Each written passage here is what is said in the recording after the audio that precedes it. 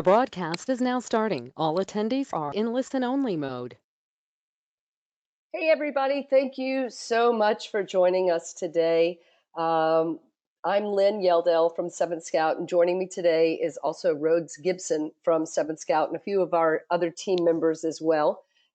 This is the third in our series about digital marketing during coronavirus.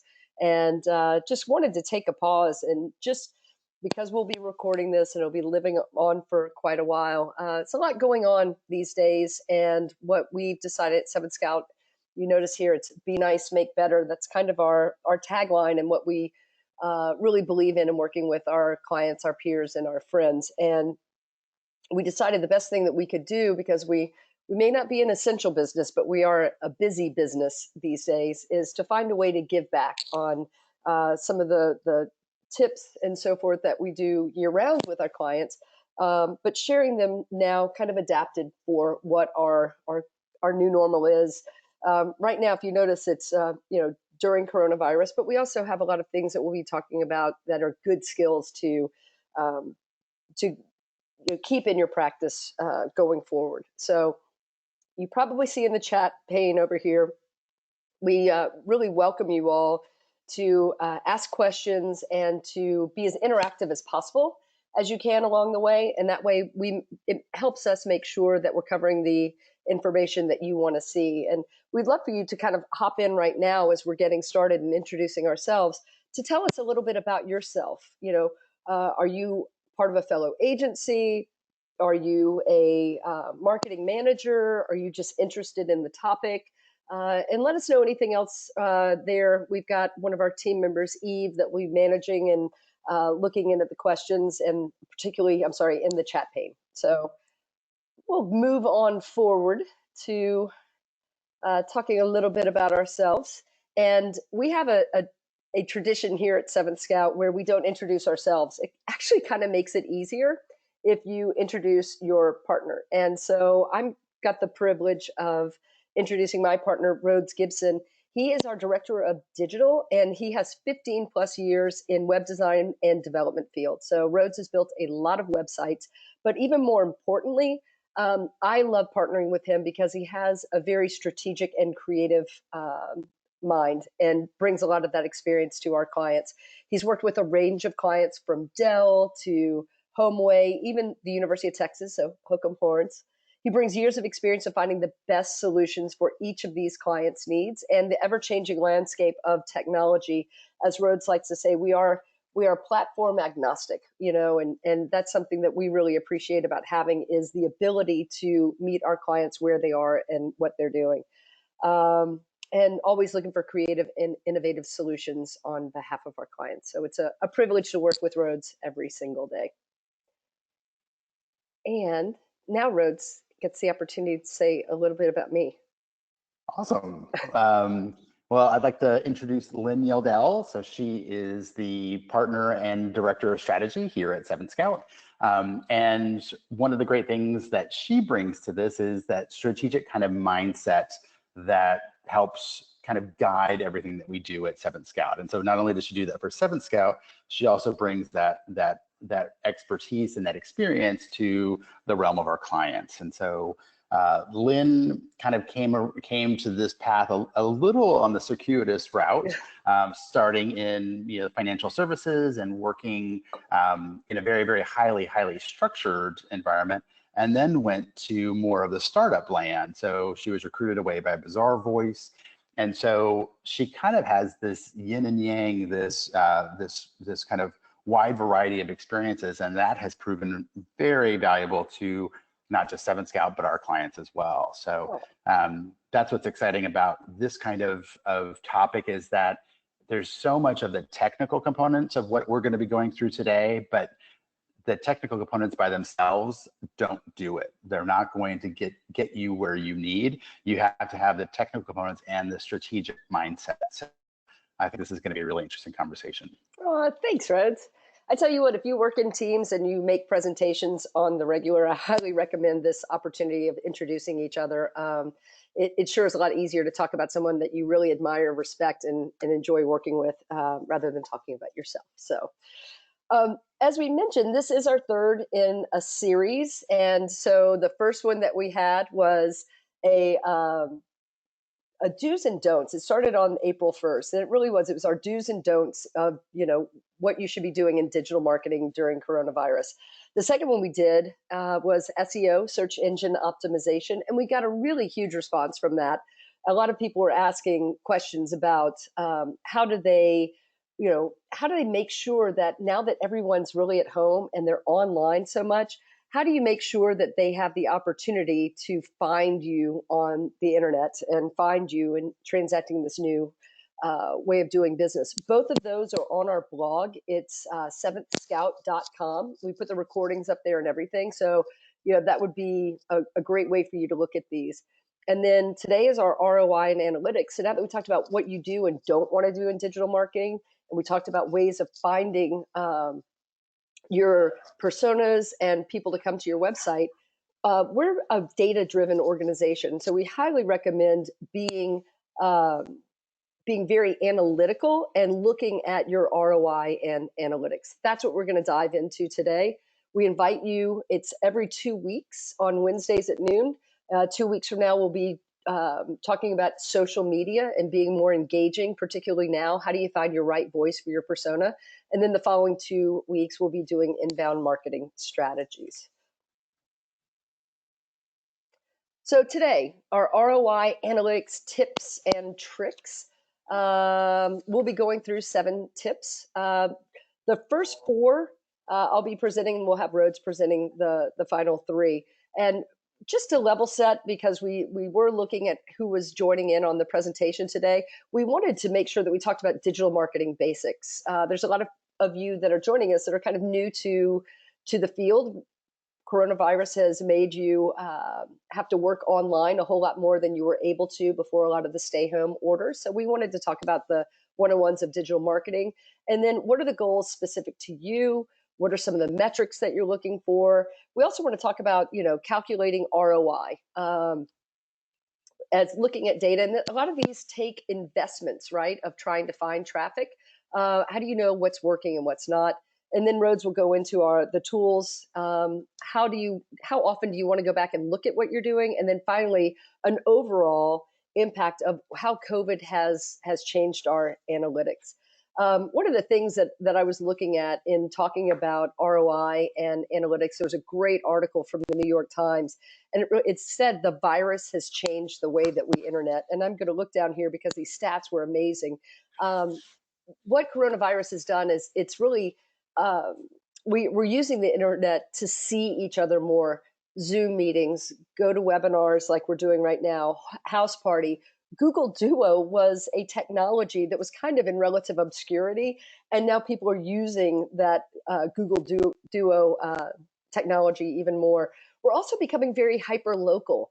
Nextdoor, a lot of people are using that app to talk about friends and family and neighbors and stores that are open.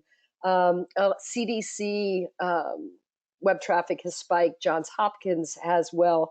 But also, I think a lot of us can relate to this. Casual apparel sales are up 340%. A lot of stretchy pants going on right now in a lot of these Zoom meetings. Also, sales of alcohol has surged 243%, and sales of cookies. We all like that one at Seventh Scout. Sales of cookies have increased by 50%. But we've changed the way that we're using the internet now. So let's talk about what happens on digital marketing. There's really 4 broad categories.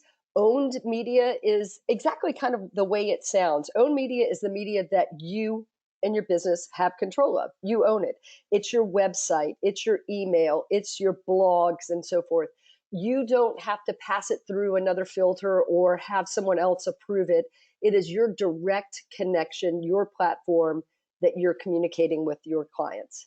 The second one is social media. Now, a lot of people, it's technically a form of owned media. You have control over your content, but because social media is so intricate, a lot of people, including Seventh Scout, like to put it into its own category. So right here is your Facebook, your Twitter, LinkedIn, TikTok.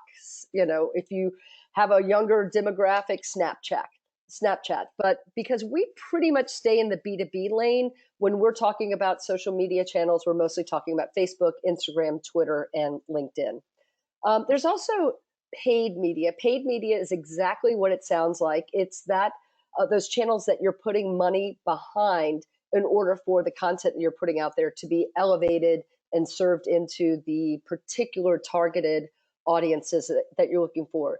At Seventh Scout, we do a lot of Google Ads. We do a lot of posting for Facebook, Instagram, Twitter, LinkedIn, and also affiliate marketing.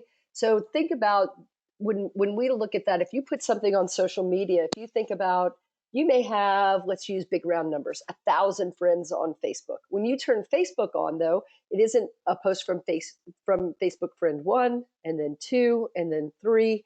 What it is they use like an algorithm, and those algorithms are prioritizing that content that that people interact with the most, have the most comments on, or have the most likes and engagement, and Facebook will bubble those up. A good trick for businesses is you'll see sponsored ads and you'll see boosted posts. So if I'm working with a business client and they say, my marketing demographic is this age, this gender, buys these items, lives in these areas, does these things, we can make sure that those ads are seen. And so that's a way of having paid media, making sure that of those 1,000 brands and people that you follow, that your message is getting to the right person at the right time. And then finally, earned media. Earned media is truly the best media that is out there for you and your brand to earn. It's those ratings and reviews. It's testimonials. You can't buy them. It is the voice of the customer. It's the most important because it's the most trustworthy. It's the most that people will follow, but it's the most difficult for you to be able to aggregate and really have to think about how do you engage your client base in order to make sure you're getting the testimonials from your clients. So moving on, so we talked about what are those digital media channels, what are the ways that you can communicate, and then so now we need to look at what are your goals. Goals are going to be different for different brands and different individuals. And one of the things that I constantly say is, if you don't know where you're going, any path will take you there. And it's attributed to Lewis Carroll. And I think that's really important because if you don't know what kind of client you want to attract and what you want to sell or what you want your audience to do, it's really easy just to blast as much as you can out there and see what sticks.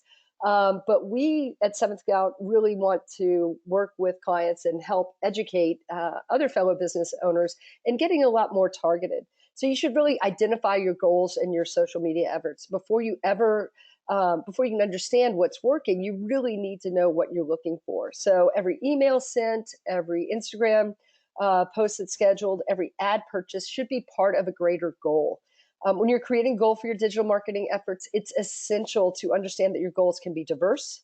It's possible to have more than one goal. And you can also break it down into different specific marketing efforts. So really, when you start down with your goals, you can kind of think about, are you looking for engagement? Are you looking for customer acquisition? Or are you looking for a financial goal? So before you sit down and work on your social media strategy, your email, your blogging, really take a step back and say, why are you doing it? What is the goal for you and for your company? Metrics. Metrics is what can you monitor?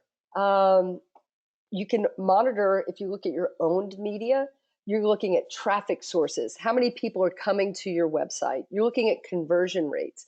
When you get people coming into your website, are they taking that action that you wish for them to take? Within social media, we're looking at reach. Did your post reach as many people that you wanted to within your target demographic? Were they engaged with it? Did they comment?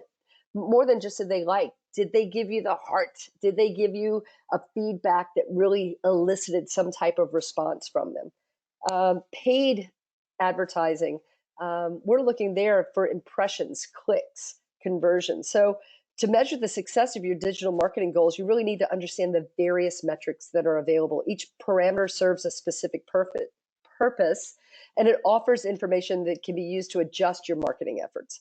So make sure that you're looking at, before you even start posting, that you, again, know what channels you're going to be going through, know what type of response that you want to elicit from your target audience, and then finally, what's a success?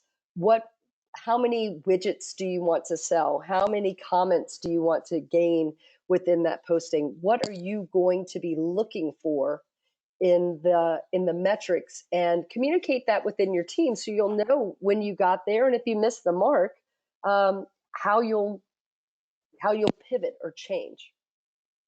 I'm going to slow down here for a question for real quick and check in with Eve and see if we have any questions that might be coming in, because I know this is going through pretty quickly. We don't have anything yet, but I'll let you know. Awesome. And I think somebody's dog had a good question as well. We highly recommend bringing your full families to the presentations, because that's pretty much where we all are right now, is at home with our kids, furry and four-legged and two-legged and all. So, okay, so we talked about where you're going to be posting. Do you need to add money to it? Why are you doing this? A great way for us to look through to see if it is successful is, at 7 Scout, we work with our clients on ROI. And ROI is really pretty simple. Pretty simple math. And it's just the return. It's a calculation where you can find out the return on every single dollar that you invest in digital marketing. It's how much bang you're getting for your buck. When it's used correctly, digital marketing ROI can tell you the success of a specific campaign, as well as the success of your overall digital marketing plan. So why is it important? Because it really can help justify your marketing decisions. Everything is monitored and calculated within digital marketing. And so it's really easy for you to be able to either justify to yourself or your team, your investors, and so forth, why you want to continue double downing on your website, your blogging, your emails, and so forth. So it kind of may sound intimidating, but it's really pretty simple number to get at. So you really just need two numbers. You need to know what was the value of your marketing investment. That's your profit. You want to look at how much money did you make off of that email? How much money did you make off of that Facebook post? So you take that amount that you earned, and then you subtract how much money did it take for you to send out that email, promote that post, to boost anything, to buy that Google AdWord. So you take how much money you made, less how much money you invested in doing that, and that gives you your return, right? And then you divide it by that investment. What was the amount of money that you had to put in there? So let's use some really quick math. Let's say you spent $1,000, or I'm sorry, you earned $1,000 off of one boosted Facebook post. And let's say it took you $100 to boost it. You would say 1,000 less 100 divided by that original 100, and that gives you an ROI. Now, a lot of people say, well, what's a good ROI? What's a good starting point for calculating my return on investment? And it really kind of depends. Email has a much higher ROI because typically you've got names of engaged customers. When you're putting something out with a paid ads, you're trying to find new audiences. But a typical ROI is a 5-to-1. You're getting $5 for every $1 that you spend. That's kind of a very global across all industries, across all platforms, and so forth. What we would recommend that you would do is to when you start with your campaigns or anything that you're doing, look at the ROI initially, and then try to move that up from there. Find out what your comfortable return on investment is, and what is it that you as a business owner or your investors can accept. Some people for Google AdWords get a 2-to-1, and they say, that's fine. I don't mind spending $1 and making $2. That is an internal decision, And it's something that you all can work on your own. Just make sure that you establish your baseline and know what you're looking for success.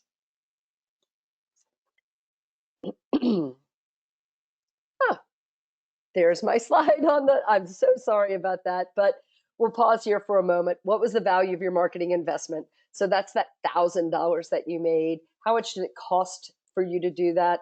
It cost me $100. Divide it by that $100 again, and that's your ROI. All right. So you all have heard enough from me. I'm going to go on mute for a little while and let my coworker Rhodes, my partner Rhodes, come through here. And let's talk about some of the tools that we use and the analytics for looking at your digital media, your ROI. Awesome. Well, thanks, Lynn. So Lynn walked us through basically setting up, mapping out what our digital goals should be, and then knowing which metrics we use to measure those. So once we have those two components, the next step is to figure out the tools that we need to track those. And this is, at least for me and for Seventh Scout, that's, being a data-driven company, this is where I get really excited. So there's a vast array of tools that you can use to track what you're measuring. Probably the most important thing to take away from this section is try not to go and look at the tools and then decide what you want to measure. I would really advocate deciding what you want to measure and then finding the tools to measure that. The reason I say that is we're going to go through a number of different types of tools. Probably the most well-known is Google Analytics. If you went to Google Analytics and then try to decide what you want to measure, I guarantee you will find at least 100 essential, I have to measure these every week, every month, because there's so much information that comes through Google Analytics. As opposed to figuring out what is really important. Am I looking for engagement? Am I looking for sales? Am I looking for site traffic? Figure out what is most important to you and your business goals, and then look at the tools to measure those. So I mentioned Google Analytics. Google is obviously the big behemoth when it comes to search engines, and they've got a great trio of tools. Of course, they have lots of other tools out there, but the trio that we usually turn to first is Google Analytics. So Google Analytics and these other two tools I'm going to mention are free. So that's great to hear, especially in this day and age of digital marketing. Here are three tools that are going to be free for you to use. Google Analytics is going to be able to track lots and lots of different things. The information that this essential tool tracks is mind-blowing. So you're going to be able to look at traffic. You're going to be able to look at where your traffic is coming from. You're going to be able to see how long people are on individual pages. How engaged are they with your content? So all of this great information that then feeds back into your goals and the metrics that are being used to measure those. Another one of the tools from Google is Google Search Console. So some of us remember it as Google Webmaster Tools, but it's now known as Google Search Console. And the really important piece of this is that it used to be that you could find out what terms people are searching for when they find your site. And that's really valuable so that you can make sure that people are finding you for what you think they should be finding you under.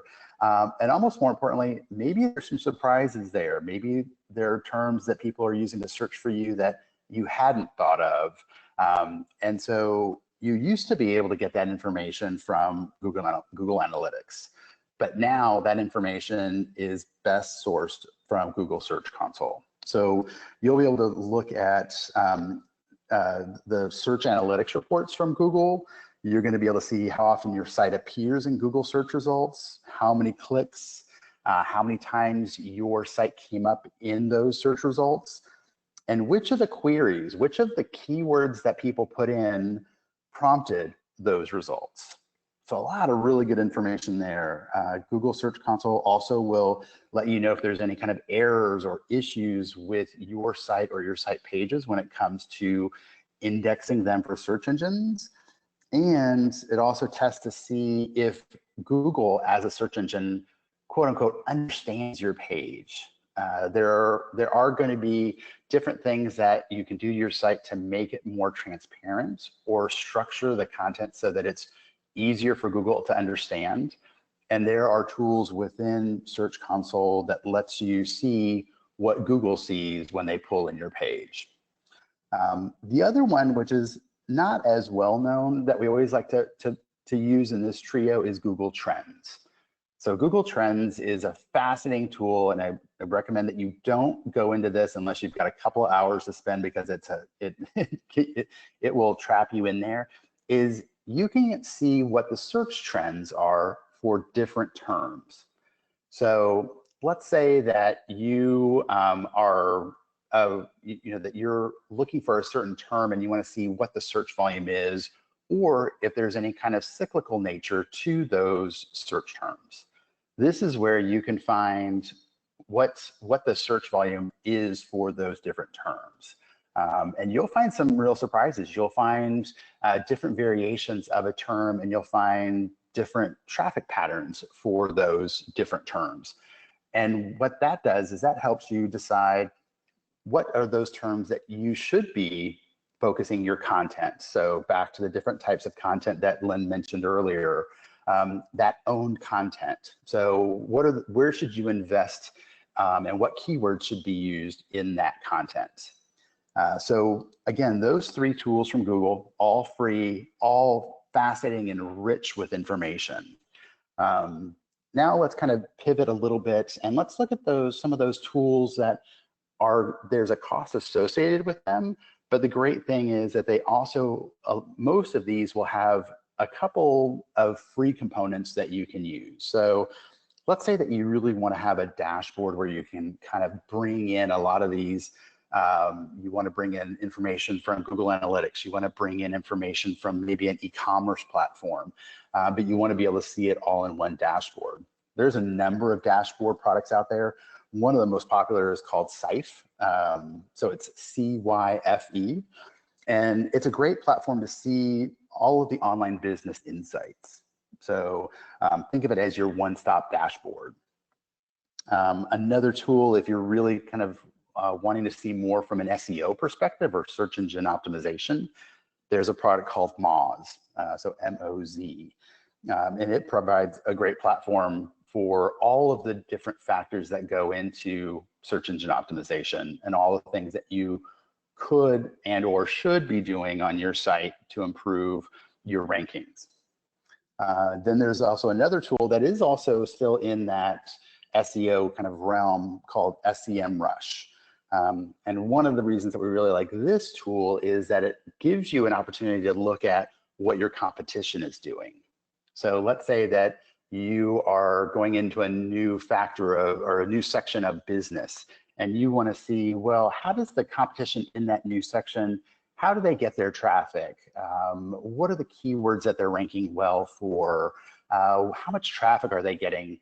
You can use tools that give great estimations as to what that traffic looks like. And so SEMrush is a great tool that does that.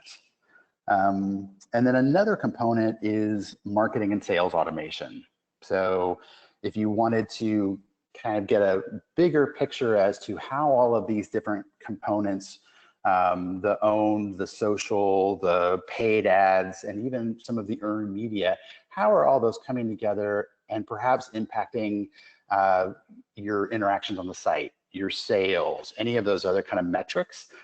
You can employ a couple of these more well-known sales and marketing automation tools such as HubSpot or Marketo, and all of them come with great tools to implement and track those analytics.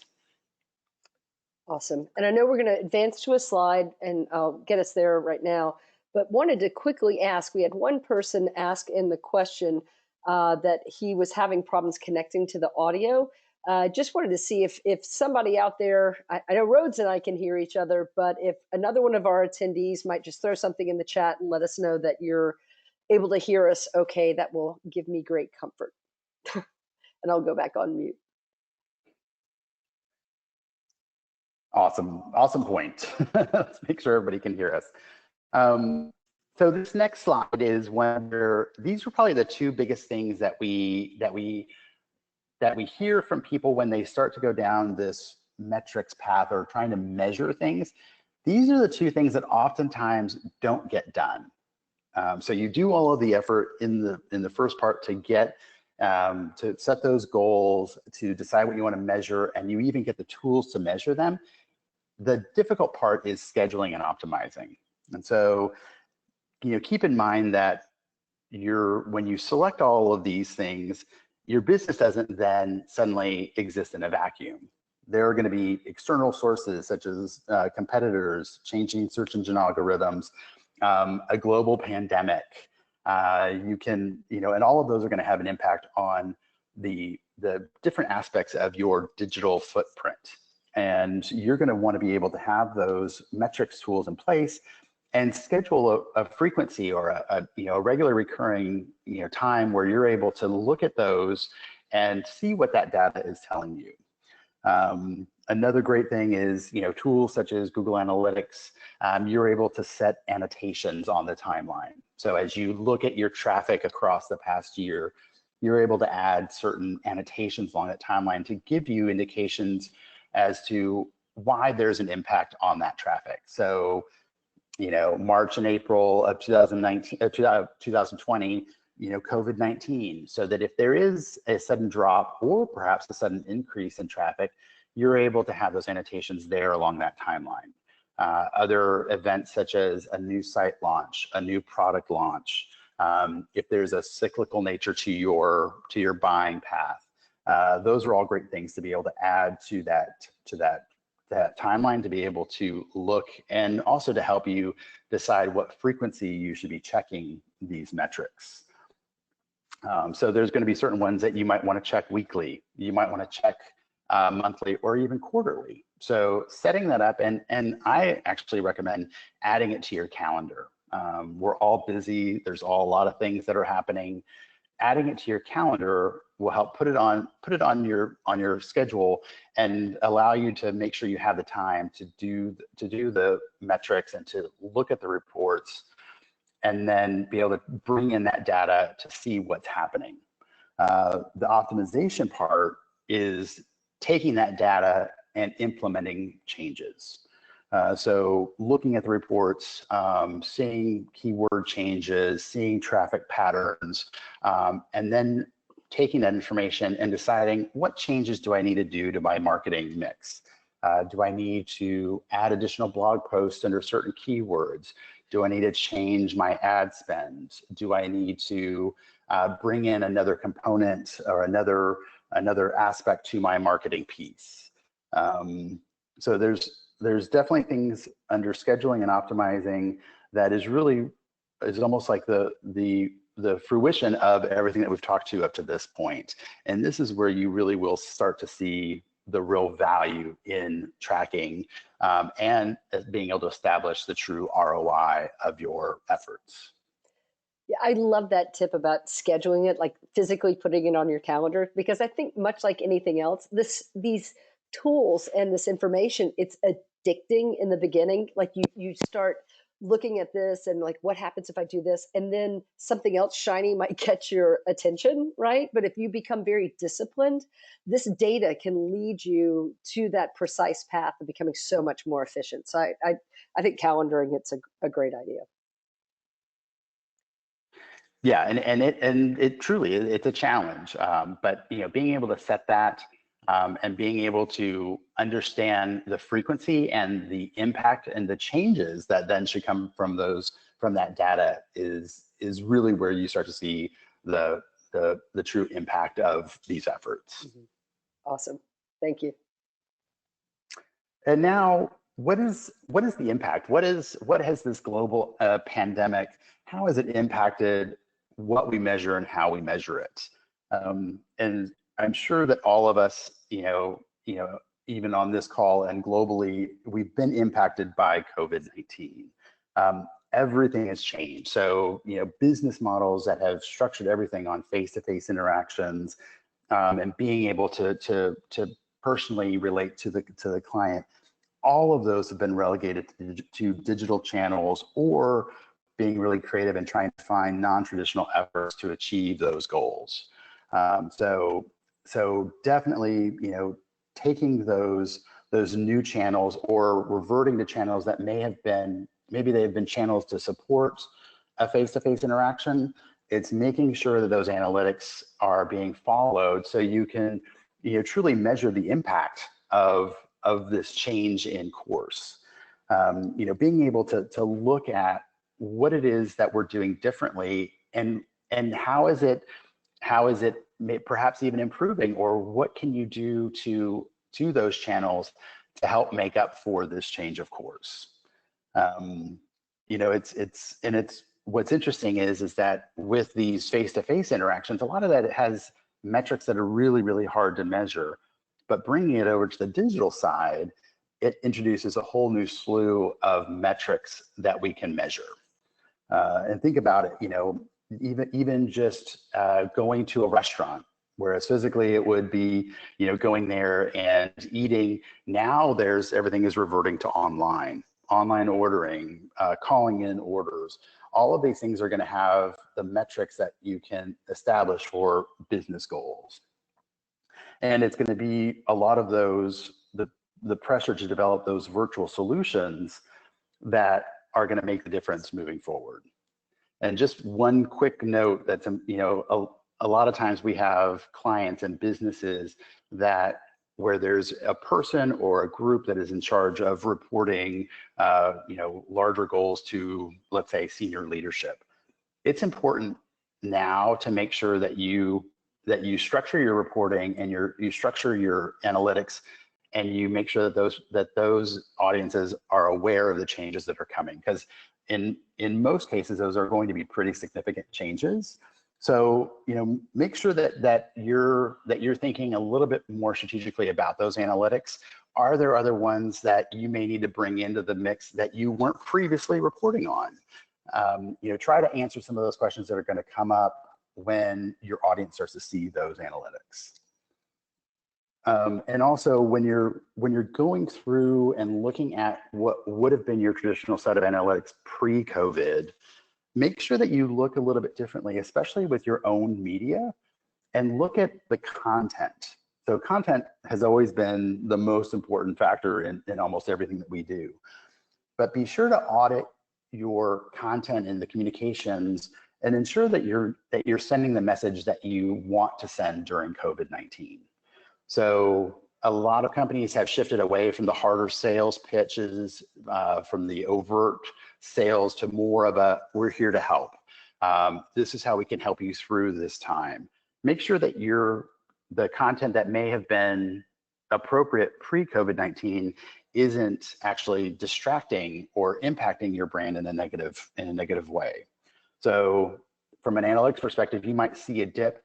Make sure that dip is not due to the content that you're sending out.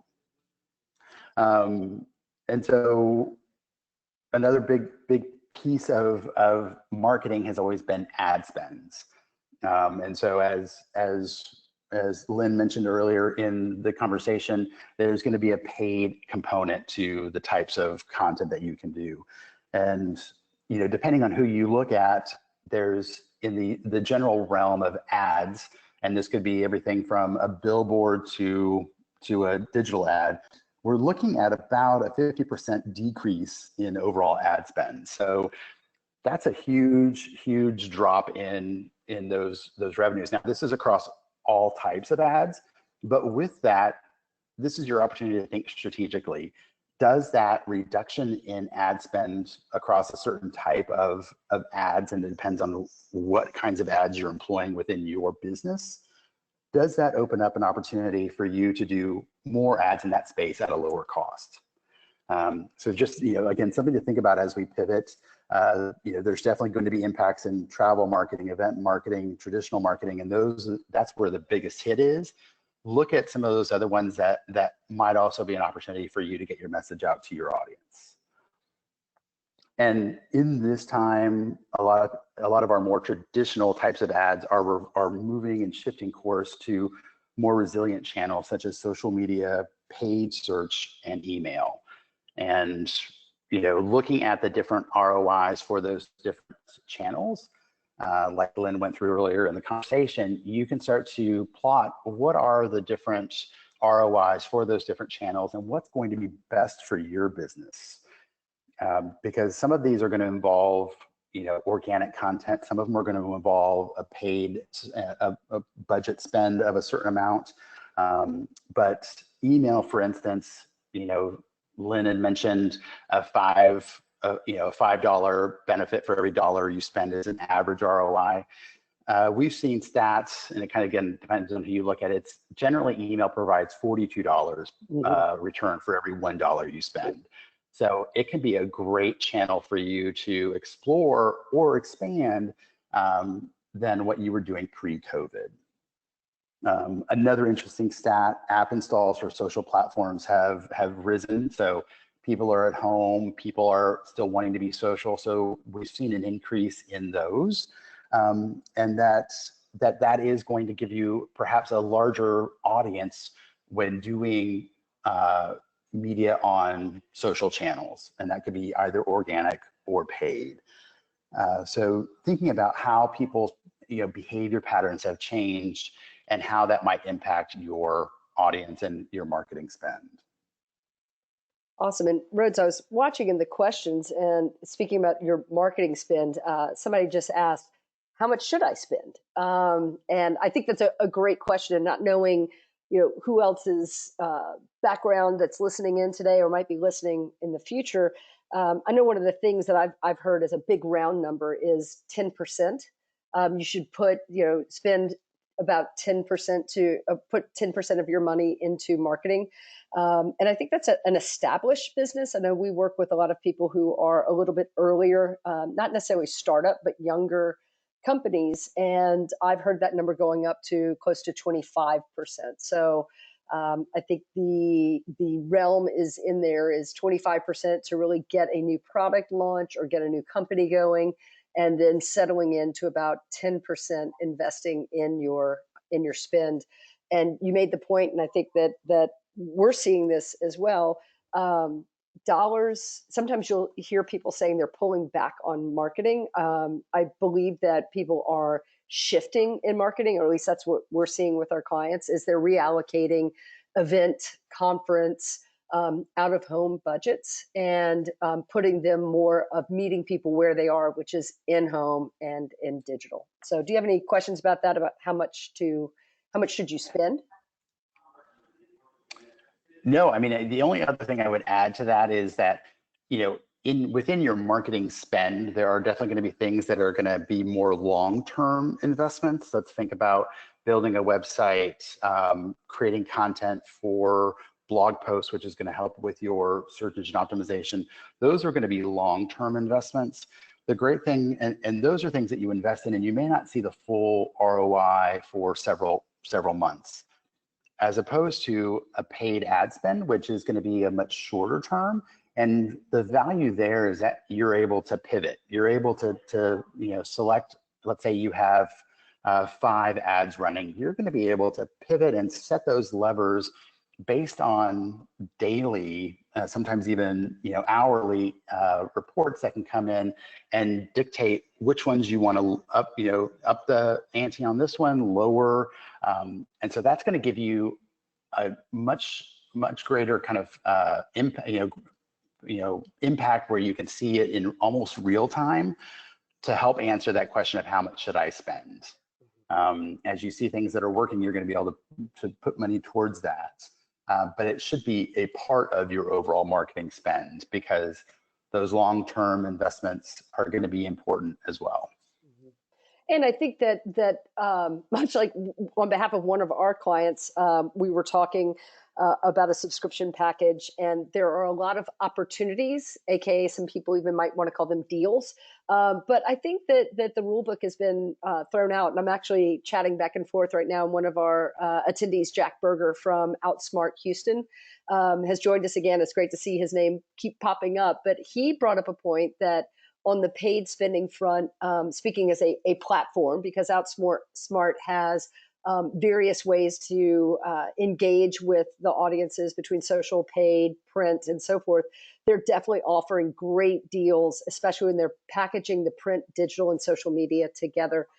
So I think that not only do you look at who are your personas, where are you going to reach them, and what ROI are you looking for with the channels. I think it is everybody right now is trying to survive through this together, and there's lots of people having really good conversations that can help you reach your target audiences in very creative ways. So don't forget to ask for ways to partner with a lot of these media platforms, particularly the ones that have, that they're in your community and have faces and names to them. Absolutely. And take this again with, we talked about where there's an overall reduction in ad spend. Look for those opportunities and those channels that you may not have previously thought of, or maybe you thought, oh, that's too expensive for me. I can't possibly even think of doing that. This is the time to think about being able to reach out to new and different audiences. Yeah.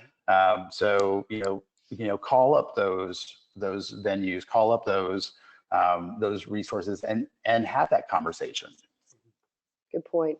Another question that came up, and everyone, I apologize. I thought that we were able to chat back and forth, but it's actually relegated into the Q&A panel for attendees. So please keep these questions coming over here. Another person said, when pulling all these analytics, it can get a little overwhelming with data. Oh, hard relate with that, right? The paralysis of analysis.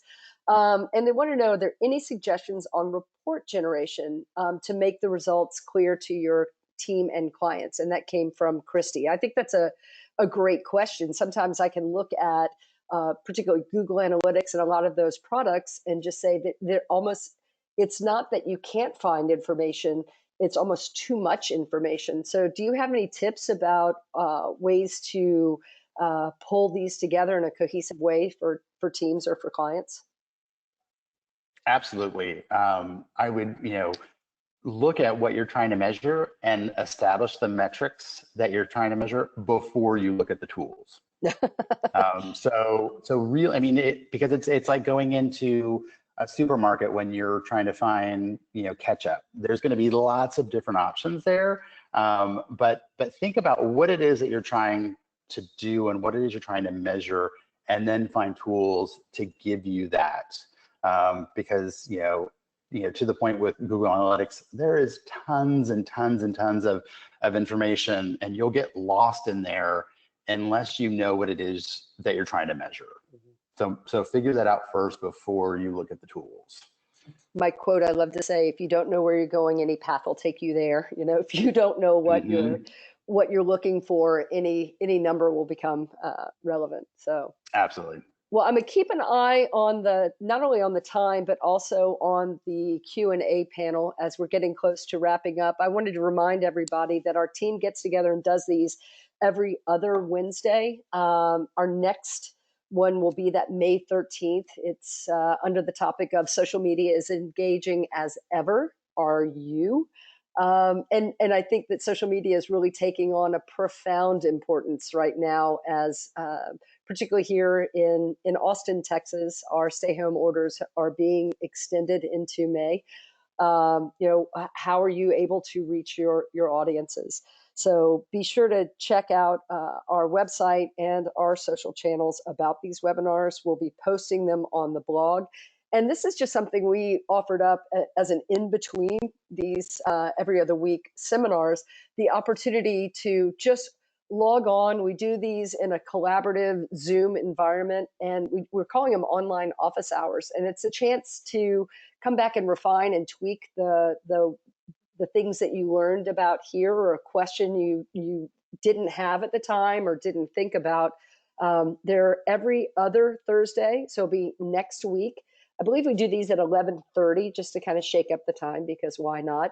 And so look on the blog and check your email boxes. We'll be sending out this presentation. Did I just say email boxes? Am I 90? Okay, check your email boxes for this presentation, a link to the blog, and the invitation to join us for office hours. I'm going to stop while I'm behind.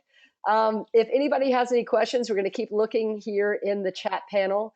I thought those were some awesome questions, and thanks for giving us the feedback on the tech. Eve, do you have anything, or Rhodes? I'm all good here. Awesome. Me too. All righty. Well, everybody, thank you so much for your time. You get about 10 minutes back in your day. Go grab some lunch, go take care of those kids and see if they're in their violin lessons, pet those puppies, and really appreciate you all. Stay safe. We're always here. Our email is hello@seventhscout.com. Our tagline, be nice, make better. It holds true on normal days, but we're definitely here to help you and your companies through these very trying times. So thanks for joining us, and hopefully we'll see you at office hours next week and in our social media presentation on Wednesday, May 13th. Feel free to make any recommendations that you would like for us to be able to share on a webinar. And if you happen to be a subject matter expert, we're always happy to co-promote one with you. So thank you, everybody. Y'all take care. Bye.